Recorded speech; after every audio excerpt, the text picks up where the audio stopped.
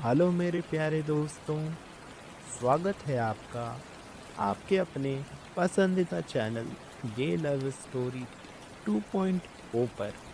मैं हूं आपका दोस्त रोहित। दोस्तों, हमारी एक पुरानी कहानी पहाड़ी लड़के की जवानी को आप लोगों ने जो बेशुमार प्यार दिया, इसके लिए दिल से शुक्रिया।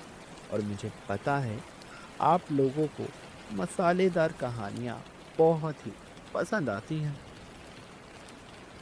तो आज की कहानी में पहाड़ों की वो ठंडक नहीं, बल्कि हरियाणा की वो तपिश है जो अच्छे अच्छों का पसीना छुड़ा दे।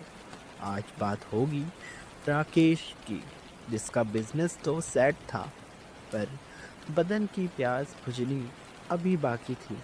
तो चलिए चलते हैं शहर के उस सबसे महंगे जिम के उस अंधेरे कोने में, जहां लोहे की खनक के बीच शुरू हुई एक ऐसी स्पेशल ट्रेनिंग जिसकी गूंज आज भी राकेश के कानों में सुनाई देती है।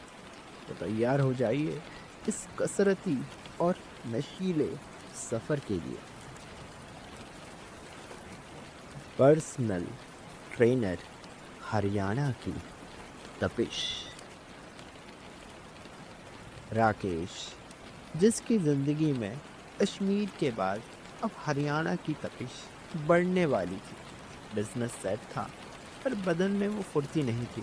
शहर के सबसे महंगे जिम में गया, जहाँ दुनिया भर की मैडम और लड़कियाँ आती थी, पर मेरा ध्यान तो उस नए छोरे पर था जो हाल ही में पर्सनल ट्रेनर बनकर आया था। नाम था आर्यन।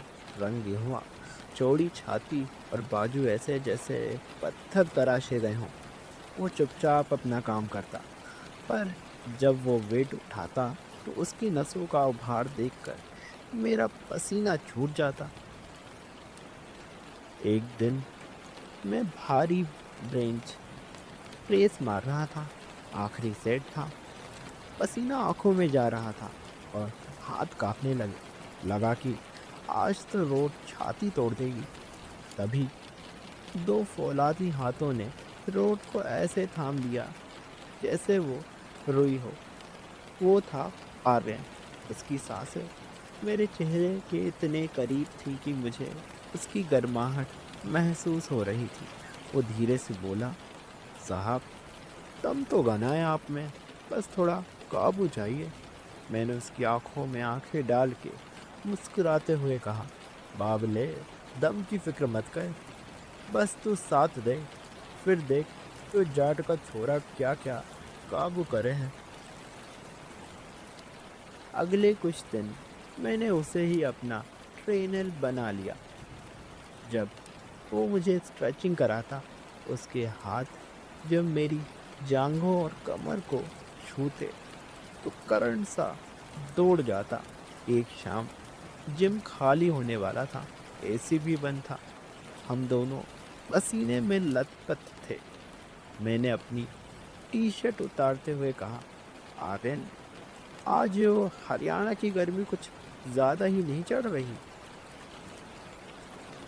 वो थोड़ा हिचकिचाया, अपनी नज़र मेरे बदन पर टिकाते हुए बोला, जी सर, तपिश तो घनी है, पसीना ही ना रुक रहा। मैंने उसे पास खींच लिया। उसकी जिम वाली टाइट बनियान के ऊपर से ही उसके कसरती बदन को महसूस किया और कान में फुसफुसाया, तो फिर यो पसीना बहाने का कोई और तरीका ढूंढे। आज का वर्कआउट कुछ अलग अंदाज में होगा। आर्यन की सांसें धोकन्नी की तरह चलने लगी।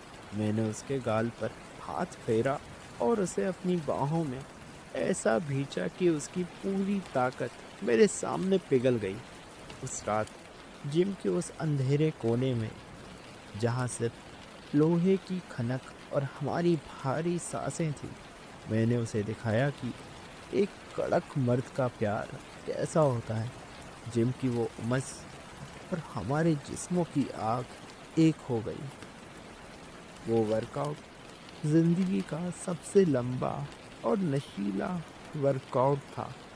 अब मैं जिम से बॉडी बनाने नहीं जाता, बल्कि उस स्पेशल ट्रेनिंग के लिए जाता हूँ जो सिर्फ मेरा आर्यन ही मुझे दे सकता है। तो दोस्तों, ये था राकेश और उसके ट्रेनर आर्यन का वो देसी वर्कआउट, जिसे सुनकर शायद आपका भी पसीना छूट गया होगा। जिनकी वो उमस और दो मर्दों के जिस्मों की वो आग।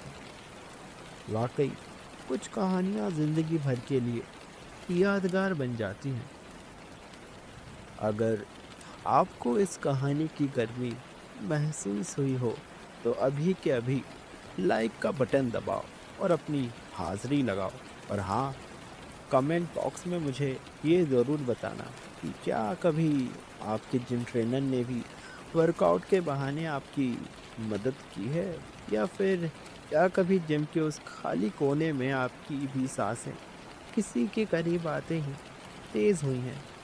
मैं मिलता हूँ आपसे अगली बार एक और भी ज़्यादा हॉट और मसालेदार कहानी के साथ, सिर्फ गे लव स्टोरी 2.0 पर। तब तक के लिए आप सभी अपना ख्याल रखिए।